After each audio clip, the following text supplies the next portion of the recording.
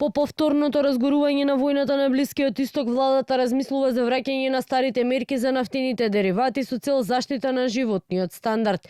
Иако денеска треба да затворат берзите и да се направи анализа за првите 15 дена во месецот, премиерот Христијан Мицкоски рече смета дека веќе се исполнети условите од понеделник да имаме повторно намалување на акцизите за бензините и дизелот. Уште еднаш повтори дека како влада остануваат посветени на политики кои ќе донесат подобар животен стандард и дека Македонија и натаму има најниски цени на горивата во регионот и пошироко. Мислам дека веќе се исполнети условите, да веќе од понеделник имаме повторно намалување на акцизите за безоловниот и за дизелот, да почекаме денеска сме 15 да затворат берзите за да направиме анализа за првите 15 дена, така што остануваме посветени на таа политика, имаме убедливо најниска цена на гориво.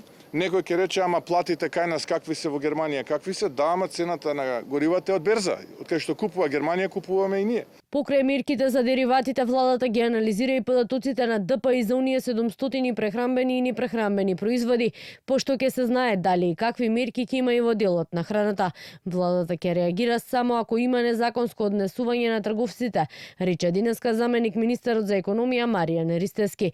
Во меѓувреме, готова и владината потрошувачка кошничка која според надлежните ќе користи при носење на идните економски политики. Во моментов се прави усогласување на податоците со Државниот завод за статистика, а веќе од септември надлежните очекуваат да почне и да се пресметува. Потрошувачката кошничка е веќе изработена.